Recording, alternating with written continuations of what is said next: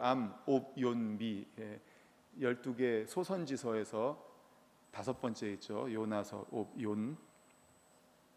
우리 1장 1절부터 10절까지입니다. 10절까지 다 같이 읽겠습니다. 시작.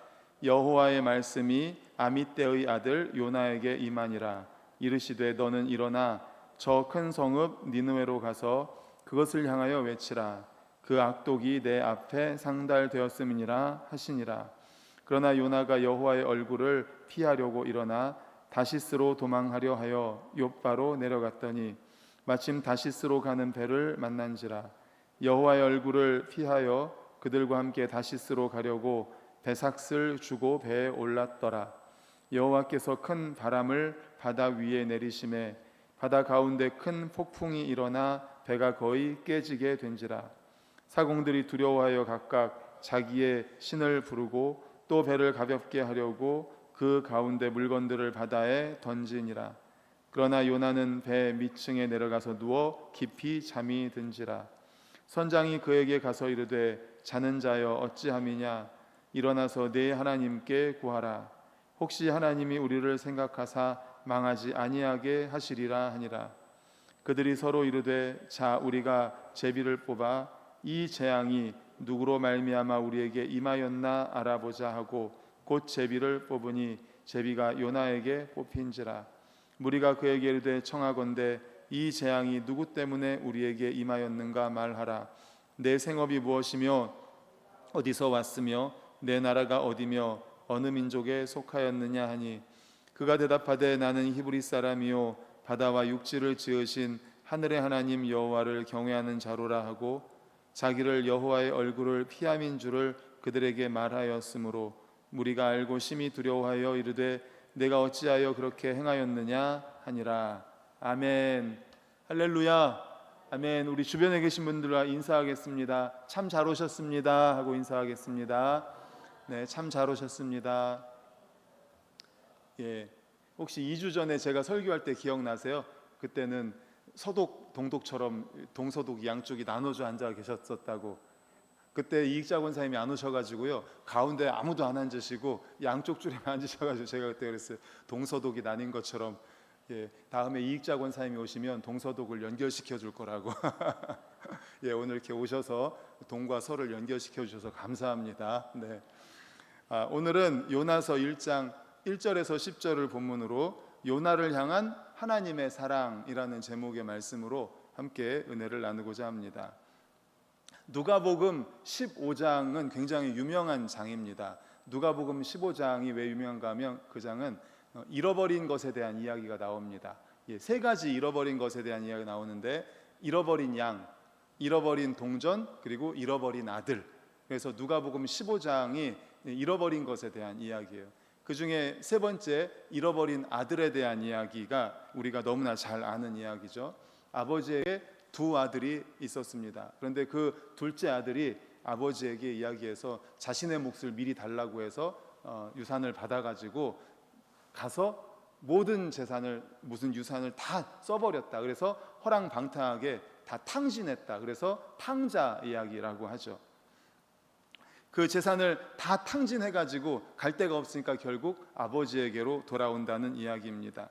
그래서 설교자들이 처음에는 이 설교를 초점을 그 둘째 아들 탕자에게 둘째 아들에게 초점을 맞춰서 돌아와라, 회개해라, 회개하고 다시 하나님 앞으로 와라, 예수 그리스도를 영접하고 구원받아, 이렇게 잃어버린 그 둘째 탕자에게 초점을 맞춰서 설교를 많이 했었습니다. 회개하고 돌아오라. 그런데 그 이야기의 초점이 탕자 둘째 아들에서 첫째 아들로 초점이 바뀌게 됩니다. 이야기에 보면 첫째 아들은 거의 나오지 않습니다. 마지막 부분에만 나옵니다. 이제 탕자가 갈 데가 없어서 아버지에게 돌아왔습니다. 아버지는 그냥 사랑으로 안아주고 받아주고, 그리고 옷을 새 옷으로 갈아입히고, 그리고 금가락지를 끼우고, 또 신발도 새 신을 신기고, 그리고 살진 소를 잡아다가 큰 잔치를 베풉니다. 뭐 다른 이유를 묻지 않습니다. 둘째 아들에게 돈은 어떻게 했느냐, 왜 이렇게 됐냐, 그런 거 아무것도 묻지 않고 그냥 받아준 거죠. 그 이제 첫째 아들은 밭에서 이제 일을 하고 있었습니다. 아버지 밭에서 일을 하고 있는데 보니까 자기 집 쪽에서 막 풍악 소리가 울리고 막 시끌벅적 왈짜지끌 하니까 무슨 일인가 하고 하인한테 물었습니다. 그러니까 하인이 당신 동생이 살아 돌아왔다고, 죽은 줄로만 알았던 당신 동생이 살아 돌아와서 아버지께서 그 살아 돌아온 둘째 아들 때문에 이렇게 잔치를 벌이고 있는 거라고 이야기하니까 이 첫째가 화가 난 거예요. 그래서 아버지한테 가서 따지는 겁니다. 아버지, 저는 아버지 밑에서 수년 동안을 이렇게 밭을 갈고 일을 하면서 했는데 저를 위해서는 염소 새끼라도 잡아주지 않으시면서 어떻게 아버지의 재산을 다 가지고 가가지고 허랑방탕하게 다 써버린 이 둘째 아들이 돌아왔다고 살진 소를 잡아서 잔치를 벌입니까? 어떻게 저한테는 이러실 수가 있습니까? 그렇게 이야기를 한 거예요. 그러니까 아버지가, 아니 왜 네가 나한테 화를 내냐? 너는 항상 나랑 같이 있지 않았느냐? 내게 다 네 건데 네가 왜 그렇게 화를 내냐? 이렇게 얘기를 한 거예요. 집 밖에만 탕자가 있었던 것이 아니라 집 안에도 탕자가 있었던 겁니다. 바로 이 첫째 아들도 탕자였던 거예요. 이야기의 초점을 말씀드린 것처럼 둘째 아들에다 초점을 맞췄을 때는 돌아오십시오, 회개하십시오라고 한다면, 첫째 아들의 초점을 맞췄을 때는 이 첫째 아들은 이미 구원받은 우리 하나님의 백성들, 우리들에게 이야기하는 겁니다. 무슨 이야기인가 하면, 교회에 이제 말씀드린 것처럼 둘째 아들과 같이 회개하고 돌아온 새 가족이 있습니다. 새 가족이 교회에 등록했습니다. 그럼 얼마나 기쁩니까? 그래서 교회에서는 등록했다고 꽃을 줍니다. 일어나서 막 박수도 쳐줍니다. 그리고 식당에 내려가서도 가장 좋은 자리에 앉아서 접대를 합니다. 많은 사람들이 인사하고 환영하고 축복하고 새 가족 과정하고, 그리고 나서 이제 새 가족 환영회도 하고 또 선물도 주고 막 그렇게 합니다. 그때 기존 성도님들이 질투하는 거예요. 아니, 나는 이렇게 교회에서 열심히 봉사하고 교회에서 이렇게 성실하게 예배도 드리고 뭐 이렇게 하는데 나한테는 그런 거 안 해주고 왜 새 가족한테만 그렇게 해줍니까? 라고 질투를 하는 겁니다. 나도 대접받고 싶다고요. 나도 좀 알아달라고, 나도 인정받고 싶다라는 겁니다. 우리의 시선이 다 새 가족한테, 사실 그렇잖아요. 새 가족은 영적인 아기이고, 그리고 회개하고 돌아왔으니까 처음에는 그렇게 해주죠. 그러다가 또 나중에 되면은 새 가족도 또 다른 새 가족이 왔을 때 그런 마음을 느낄 수도 있습니다. 하지만 이미 그 성도님들은 구원이라는 엄청난 큰 은혜를 받았지 않습니까? 그리고 새 가족이 오기 전부터 이미 본교에 등록을 해서 함께 신앙생활하면서 아름다운 사랑을 나누고 있잖아요. 하나님의 자녀로서, 천국 백성으로서 기쁨을 누리고 있잖아요. 이 기쁨이 이미 누리고 있는데 이제 새 가족이 와서 우리가 새 가족을 환영하는데 그걸 가지고 그렇게 시기하고 질투하고 나도 좀 알아달라고 하면, 그렇게 어린애 같은 신앙이 어디 있습니까? 그러니까 첫째 아들도 탕자였던 거예요. 교회 안에 있는 탕자. 이렇게 설교의 초점이 잃어버린 둘째 아들이 돌아올 때 회개하고 돌아오라는 거기에서 두 번째, 첫째 아들한테 초점이 맞춰서 교회 안에 있는 탕자, 인정해달라고, 자기도 좀 봐달라고 하는 그런 어린아이와 같은 신앙을 갖고 있는 첫째 아들, 탕자에게 초점이 맞춰져 있었습니다. 그런데 그 초점이 또 변했습니다. 어디로 변했는가 하니까 설교자들이 둘째 아들, 첫째 아들, 그런데 이 둘째 아들도 사랑으로 받아주시고 이 첫째 아들도 사랑으로 받아준 하나님에게 초점이 맞춰진 거예요. 제가 읽었던 책 중에 언젠가도 말씀드린 것 같은데 탕부 하나님이라는 책을 읽었습니다. 팀 켈러 목사님이라고 최근에 미국에서 가장 유명하신 설교 대가의 목사님이 계세요. 팀 켈러 목사님이 쓰신 탕부 하나님이라는 책이 있습니다. 이 탕부의 영어 뜻이 프로디걸이라는 건데 무모할 정도로 씀씀이가 해프다라는 의미입니다. 그러니까 탕자가 허랑방탕, 다 탕진하다, 다 소비하다, 다 써버리다, 그런 뜻이에요. 그러니까 탕자는 아버지의 재산을 다 써버린 거죠. 그런데 탕부 하나님은 뭐냐면 하나님이 자신의 것을 다 써버리면서 사랑하신다는 뜻이에요.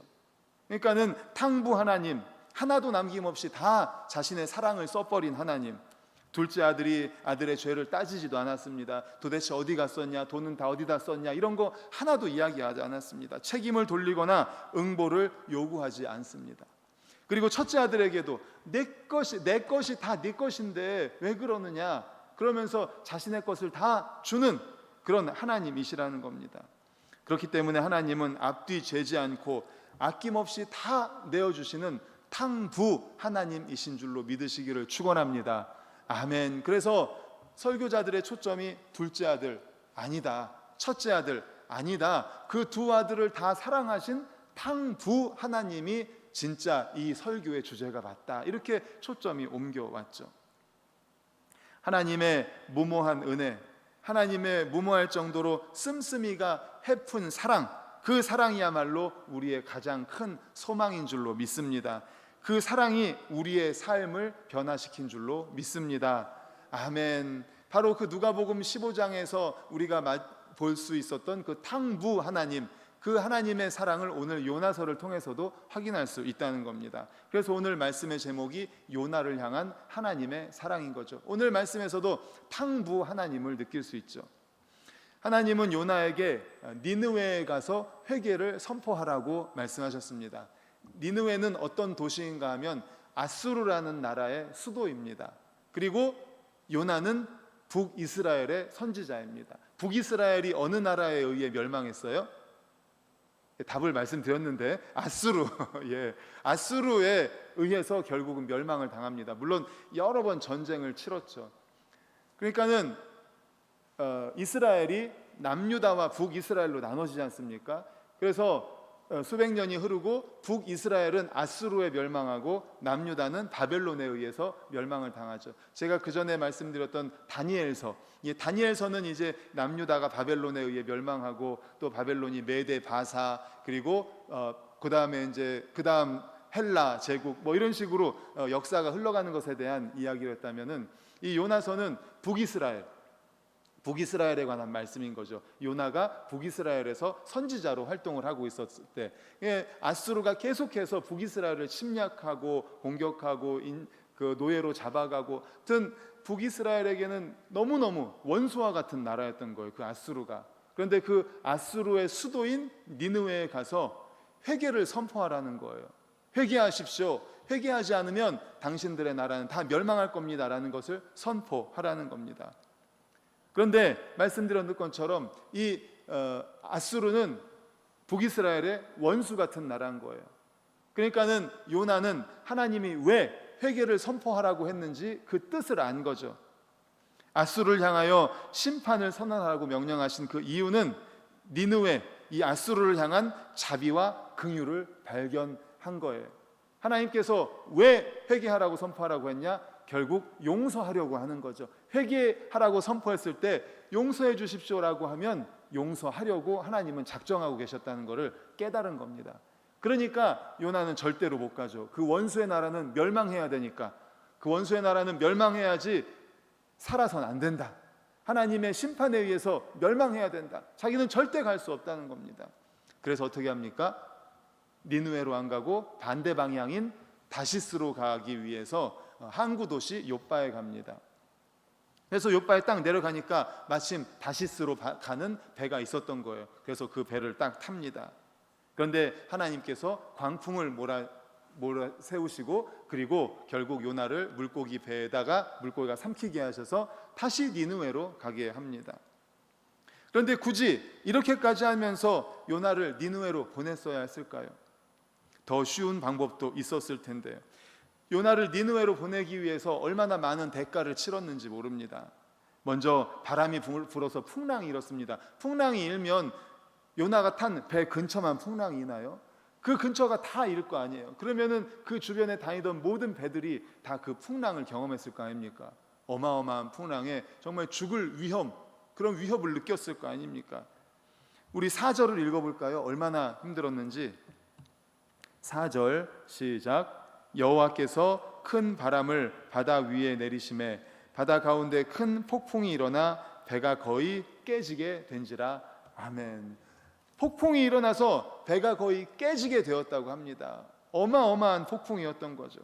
그러니까 배를 가볍게 하기 위해서 어떻게 했어요? 그 안에 있는 짐을 다 버립니다. 물질적인 피해가 엄청났죠. 거기다가 이제 큰 물고기, 요나를 바다 던지니까는 큰 물고기가 요나를 물고 3일 동안 있었습니다. 이 물고기는 무슨 죄입니까? 얼마나 배가 더부룩했을 거예요. 소화도 안 되는 뭐 옷이며 신발이며 뭐 이런 거 요나가 뱃속에 있었으니까 얼마나 더부룩했겠어요.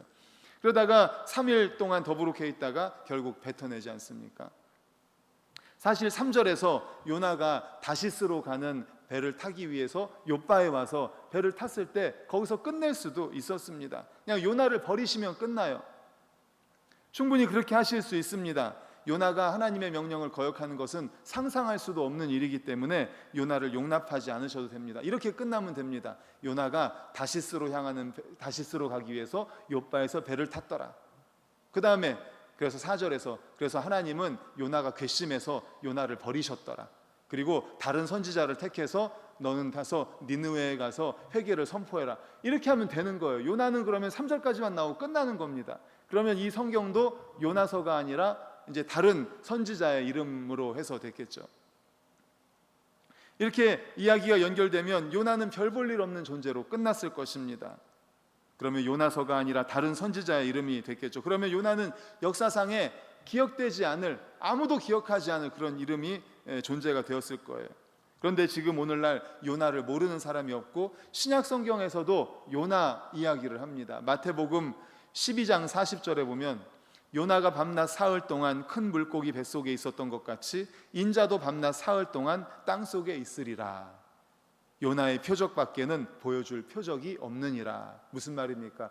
예수님이 3일 동안 무덤에 계셨는데 그 상징이 뭐예요?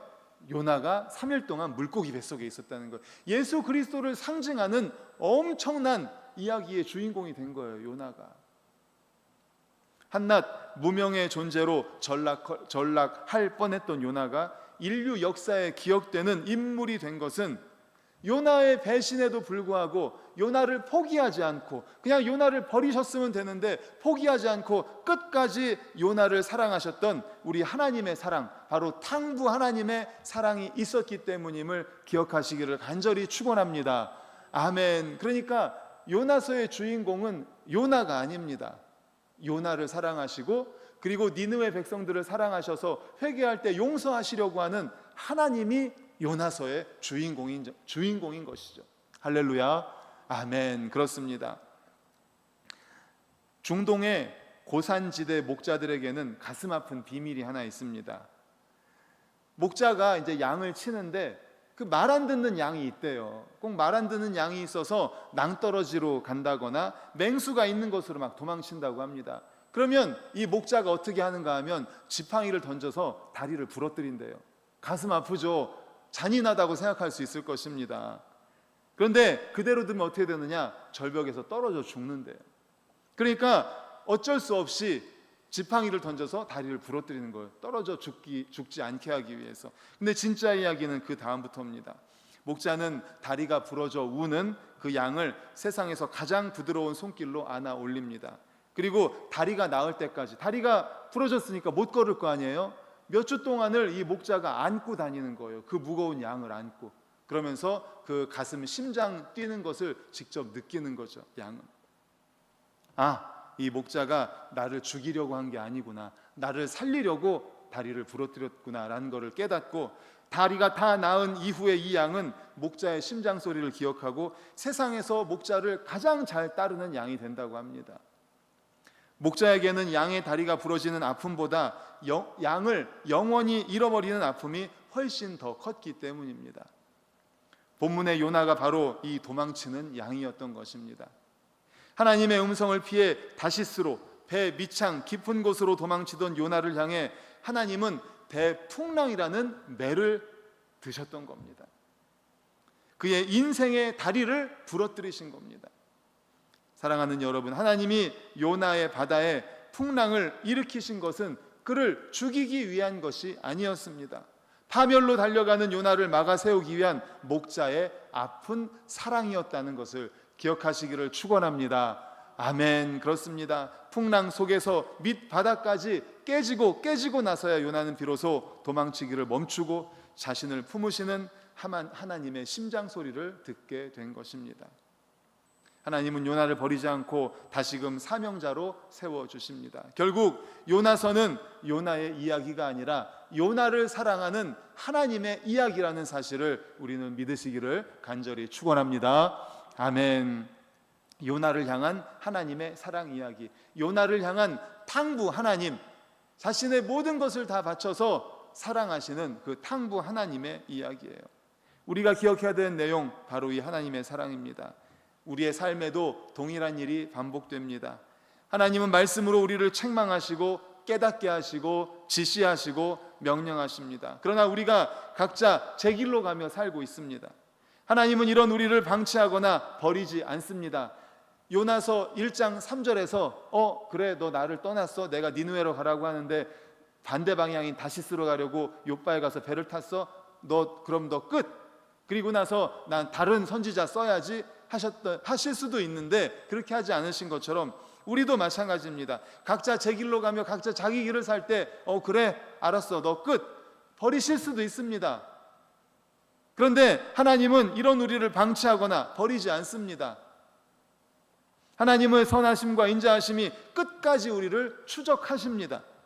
그리고 하나님을 기억하고 하나님께 돌아올 계기를 마련해 주십니다. 할렐루야. 바로 이게 중요한 거예요. 하나님은 우리를 사랑하셔서 끝까지 추적하셔서 우리가 돌아올 수 있는 어떤 계기를 주시는 거예요. 계기.